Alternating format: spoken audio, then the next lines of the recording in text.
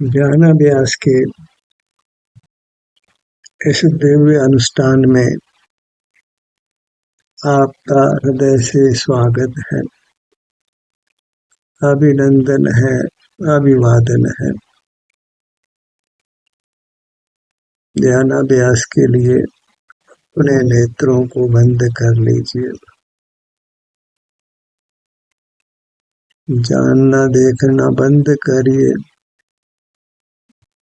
तब आप अपने स्वरूप में स्थित होंगे,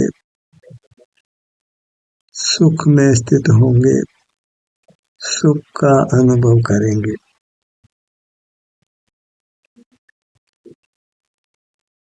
इंद्रिय ज्ञान ही एक संसार का हेतु है, उसी से जीव की संसार में यात्रा होती है। उसी को रूप से पतित होना अर्थात पापी होना कहते हैं। जो इंद्रिय ज्ञान में स्थित है वह पापी ही है। स एव पापा, वह पापी ही है।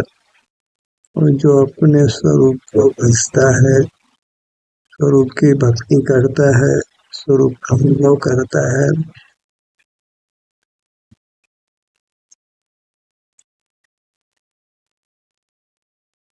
वही वास्तव में परमात्मा की भक्ति करता है,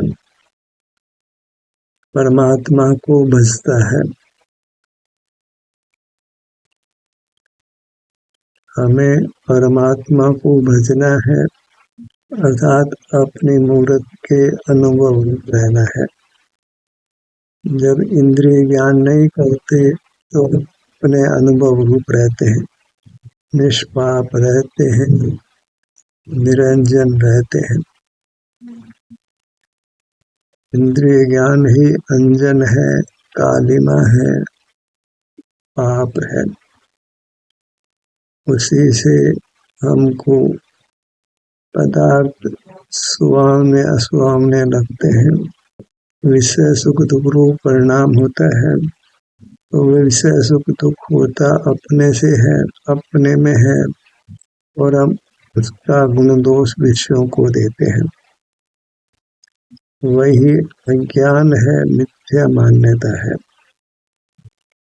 सुख दुख हुआ हमारे कारण से, हम इन्हें विषयों को देखा जाना, विषय सुख रूप वर्णन किया और विषयों को सुख दुख का कर्ता मानकर उनसे राग द्वेष करने लगे। यह अनीति है, अन्याय है। उसी से हम संसार में अनेक प्रकार के दुख भोगते हैं। जिन शासन तो इतना ही था कि हम इंद्रिय ज्ञान को निंद जानकर छोड़ दें। सप्तव्यसन को बुरा जाना, 5 पापों को बुरा जाना, 4 कसायों को 9 कसायों को बुरा जाना, बुराई के हमने भेद किए, पर उन सब के मूल में इंद्रिय ज्ञान था, उसको स्वभाव मान लिया। 4 कसायों को बुरा जानने से, 9 कसायों को बुरा जानने से इन सब का अभाव किंचित भी होना संभव नहीं है। जहाँ ज्ञान को स्वभाव माना, वहाँ हमने दर्शन मोह कर्म को पुष्ट किया, जो कि मिथ्या ज्ञान उत्पन्न करता है, हमको भ्रम में रखता है, संशय में रखता है, अलग व्यवसाय में रखता है, कुछ भी यथार्थ निर्णय नहीं करने देता है। जिन शासन को पाकर हमने दुख का कारण ज्ञान को मानना है, ज्ञान से ही जीव की संसार में यात्रा होती है। यदि वह ज्ञान नहीं करे तो अपने में होकर सुख का ही अनुभव करेगा। ज्ञान ही जीव को स्वरूप से विमुख करता है, स्वरूप से च्युत करता है, विषयों के सन्मुख कर विषय सुख दुख को परिणाम करता है। जिसने ज्ञान को बुरा जाना वह निश्चित ही झटपट परमात्मा हो जाता है। ज्ञान को अपना विभाव मानना, बौद्धिक भाव मानना, वही जीव के लिए कठिन होता है। निसर्ग से भी वह ज्ञान को बुरा नहीं जान पाता है और देशना भी ज्ञान के प्रतिपक्ष में नहीं होती है, ज्ञान के खंडन में नहीं होती है, अपितु ज्ञान को स्वभाव रूप प्रतिपादित किया जाता है। जिन कुल पाकर भी वह अपना हित नहीं करके अहित करता है। वह जिन शासन के यथार्थ रूप को नहीं जाने तो जैसा जिन शासन हम ग्रहण कर लेते हैं ज्ञान को स्वभाव मानने रूप, तो हम उस शास्त्र को शस्त्र बना देते हैं। जिन धर्म को पाप का घड़ा बना देते हैं, या फिर पाप ही पाप फूटता है और जीव दुर्गति में गमन करता है। तो जहाँ ज्ञान में खड़ा है वहाँ विषय सुख दुख रूप परिणाम होता है और वह उसका कर्ता होता है और दोष दूसरे पदार्थ को देता है, विषय को देता है। तो विषय से राग करता है, मोह करता है, द्वेष करता है, जबकि विषय ने सुख दुख का परिणाम किया ही नहीं है। सुख दुख का परिणाम हमने किया है, हम उसके कर्ता हैं, तो विषय सुख दुख का दोष हमको ही मिलता है। विषय सुख और विषय दुख परिणाम के कर्ता होने से हम दोषी है और नूतन कर्मों का बंध करते हैं। जीव का स्वभाव तो शारीरिक सुख अनुभव कराना था और ये ज्ञान रहकर वैश्विक सुख दुख का अनुभव करता है और संसार को बराबर कायम रखता है। संसार से निकल ही नहीं पाता है। भूतकाल अनंत मिला, जिसकी कोई मर्यादा नहीं, इतना काल हमको मिला और हम अपने को कर्म के बंधन से मुक्त नहीं कर पाए। उसका हेतु ज्ञान की मिठास है। ज्ञान अहेतुक विभाव स्वभाव है। बच्चा जन्मता है, निष्कारण जानता है, कोई उसका हेतु नहीं। तो जीव निष्कारण पापी है, उसके पापी होने का कोई कारण ही नहीं है।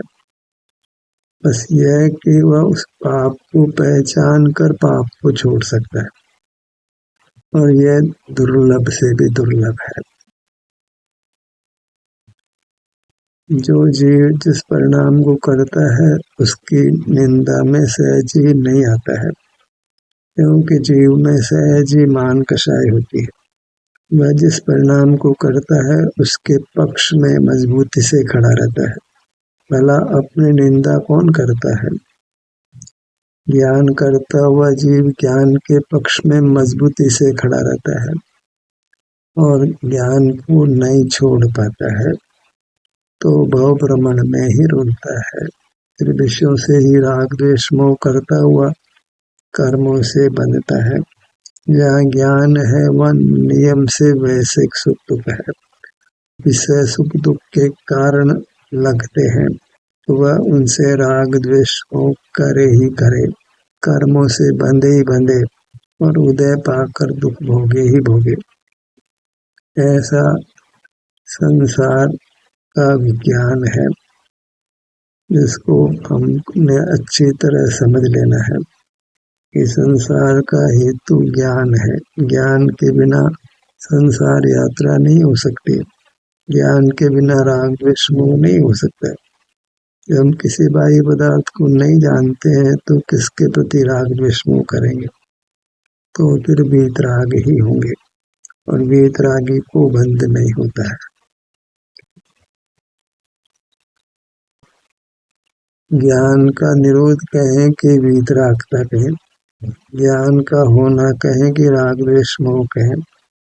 ज्ञान का होना राग द्वेष मोह है, दुख है, घोर संसार है। तो ज्ञान का निरोध होना ही अतीन्द्रिय सुख है, परमात्म पद की प्राप्ति है, मोक्ष की प्राप्ति है। ज्ञान नहीं भाव कर्म है, वही वास्तविक कलंक है। जीव के मस्तक पर कलंक है कि वह मूल पदार्थों को देखता जानता है, वह कुशील है, व्यभिचार है, व्यभिचारी वृत्ति है। और इस कारण से ही मूर्त कर्म से बनकर संसार में भयंकर दुख भोगता है। इस प्रकार ज्ञान को संसार का हेतु जानकर छोड़ना चाहिए, वही यथार्थ में त्याग है, नियम है। यही आचार्य ने कहा, ज्ञान में त्याग रूप अवस्था ही प्रत्याख्यान है, तो ज्ञान का त्याग ही प्रत्याख्यान है। ज्ञान का त्याग परिग्रह नामक परम धर्म है, ज्ञान का त्याग ही वीतरागता नामक अहिंसा परम धर्म है। ज्ञान करना बंद करें। ध्यान के सत्र में हम सुनते हैं तो सुनते समय तक तो हमको आकुलता ही रहती है, जिन वचन के श्रवण में भी आकुलता ही होती है। इसलिए हमें तो कुछ देखना जानना ही नहीं है, तो हम अपने दिव्य सुख स्वभावी शरीर में होते हैं और हमारा परिणाम दिव्य होता है, अतीन्द्रिय सुख रूप परिणाम होता है, वीतरागता होती है, परमात्मा समान होते हैं और शीघ्र ही यथार्थ में परमात्मा हो जाते हैं। यह एक प्रकार से जीवन में आमूल चूल परिवर्तन करने जैसा है। पाप के मूल को उखाड़ फेंकना है। पाप का मूल इंद्रिय ज्ञान का निरोध करना, उससे होता है स्वसंवेदन, वही धर्म है, वही शील है, वही अतीन्द्रिय सुख का भोग है।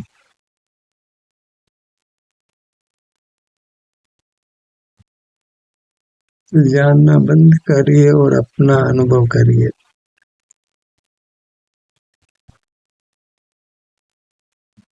इतना सा ही अस्ति नास्ति रूप से मोक्ष का मार्ग है, जिसको हमने अपना लेना है और राग द्वेष से रहित होकर वीतराग होकर परमात्मा हो जाना है, अनुपम सुख पा लेना है।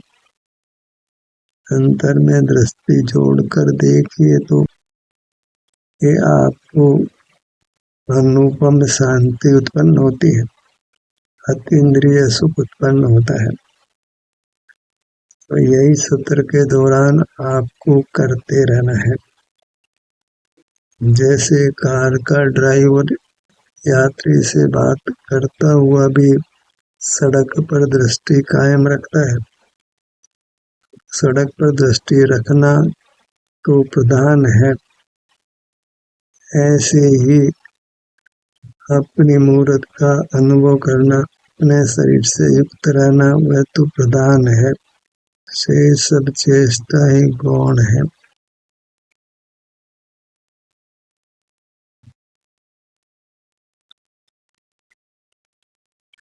मुखमंडल को अनुभव में लीजिए।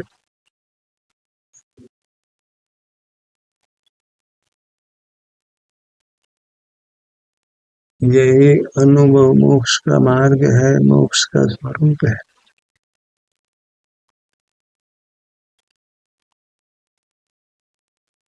जिनागम में यत्र तत्र अनुभव की महिमा गाई गई है, अनुभव को मोक्ष मार्ग रूप से स्थापित किया है।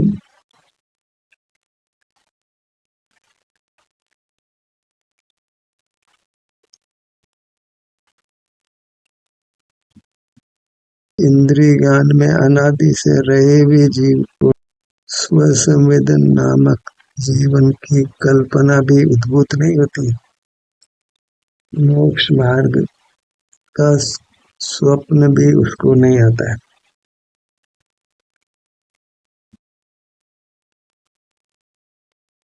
हमें तो इंद्रिय ज्ञान का निरोध जैन शब्द से ही प्राप्त हो जाता है। तो हमने इंद्रिय का उपयोग बंद करके करना है, तब हम अपनी मूर्त में रहते हैं, सुख का अनुभव होता है, किसी के प्रति राग द्वेष नहीं होता है, कोई पदार्थ जानने में ही नहीं आता है। संपूर्ण जानने पर ही हम क्रॉस मार्क कर देते हैं। जब अपने अनुभव होते हैं।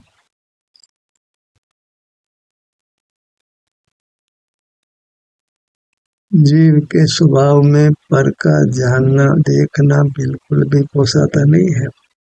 उसके साथ उसकी किंचित भी मैत्री नहीं होती है। आखिर संसार मार्ग और मोक्ष मार्ग दोनों में मैत्री कैसे हो सकती है? पदार्थों को जानेंगे तो विषयों के प्रति अनुराग या द्वेष हुए बिना नहीं रहेगा, क्योंकि हमको उस समय ही मोह का उदय नियम से हो जाता है, और मोह के कारण से कोई पदार्थ सुख लगता है, कोई दुखद लगता है। शरीर की रचना इस प्रकार की होती है, हार्मोन्स इस प्रकार के बनते हैं कि किसी व्यक्ति को कोई पदार्थ सुखद लगता है, वही पदार्थ दूसरे को दुख रूप से अनुभव में आता है। पदार्थ सुखद या दुखद है, ये बात तो असिद्ध हो जाती है। हम पदार्थ को सुखदाता, सुख देने वाला, दुख देने वाला मान लेते हैं। वह हमारी मान्यता ही मूल में खोटी से खोटी है।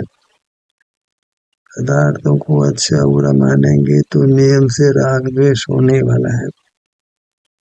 हम वितराग नहीं हो सकते। हमें वितराग होना है, सुखी होना है, तो उसके लिए बस जानने देखने पर विराम लगा देना है। इतना मोक्ष मार्ग है कि मूर्त पदार्थों को देखने जानने को रोक देना।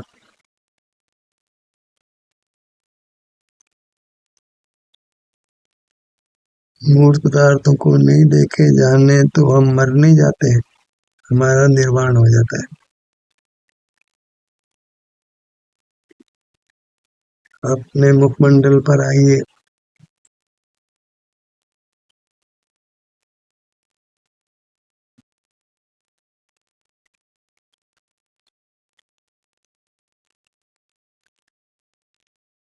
गर्दन,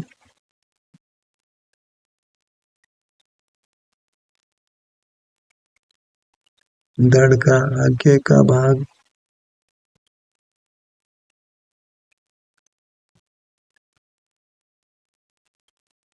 सीने का भाग, हृदय स्थान, नाभि स्थान। इन नामों को सुनकर हमको ये लगता है कि ये वास्तव में सुख के ही पर्यायवाची शब्द है। सुख को ही हम नाना नामों से पुकार रहे हैं। हाथ भी सुख का बना होने से सुख ही है, पाँव भी सुख का बना होने से सुख ही है, पूरी मूर्त सुख की बनी होने से सुख ही है, और सुख तो अनुभव का विषय है, कोई विकल्प का विषय नहीं है।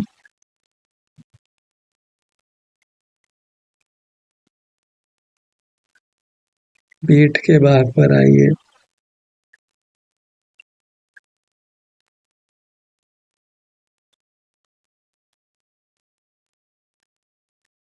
दायां कंधा, दायां कंधा। एक बार मन में धारणा बनाइए, संकल्प करिए कि मैं मूर्त पदार्थों को देखने जानने से विराम लूंगा।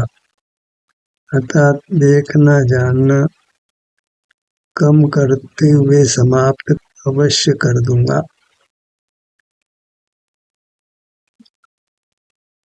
मैं अवश्य ही मूर्त पदार्थों के ज्ञान से रहित हो जाऊंगा। अन्य जीव जो मूर्त के संबंध वाले हैं, उनके भी ज्ञान से मैं रहित होऊंगा। अमूर्त तो मेरे ज्ञान के विषय नहीं बनते हैं, तो अमूर्त को जानने का कोई विकल्प नहीं दूंगा।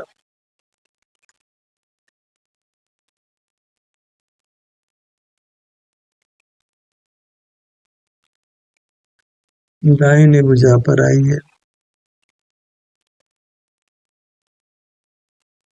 इस प्रकार हम सुगमता से इंद्रिय जय करते हैं, इंद्रिय ज्ञान का निरोध करते हैं।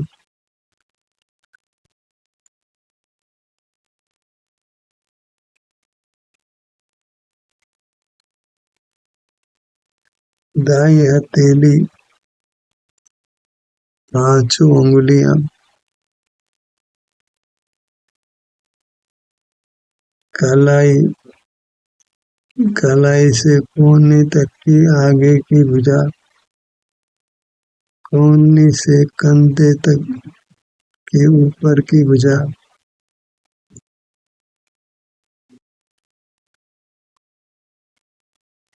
जब मन चंचल हो, काबू में नहीं आता हो, तो हमको चाहिए कि हम अपने अंगों के नाम की माला फेरने लगे।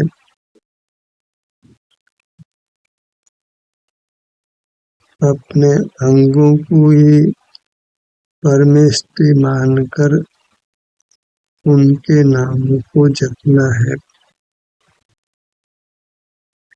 क्योंकि हमारे अंग सुख स्वभावी होने से परम इष्ट है। उसमें स्थित जीव ही परमेष्टि कहलाता है।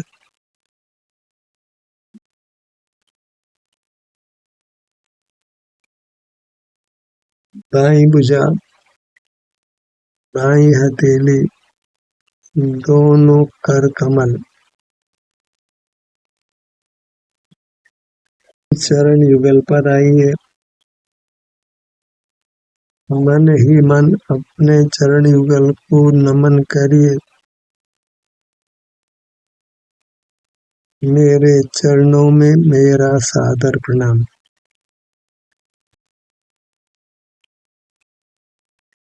दाहिना पैर,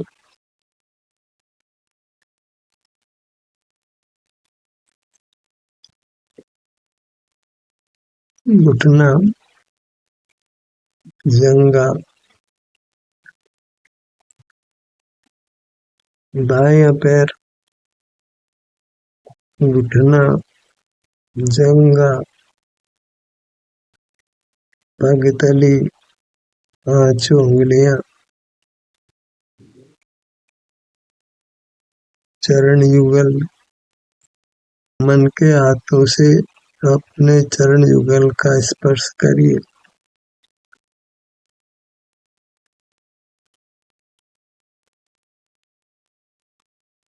अपने मुहूर्त को दिव्य मुहूर्त मानकर लक्ष्य में लीजिए। इस प्रकार अपने को इंद्रिय ज्ञान रूपी महापाप से बचाइए। ध्यान का सत्र यहीं समाप्त होता है। आपकी सहभागिता के लिए धन्यवाद।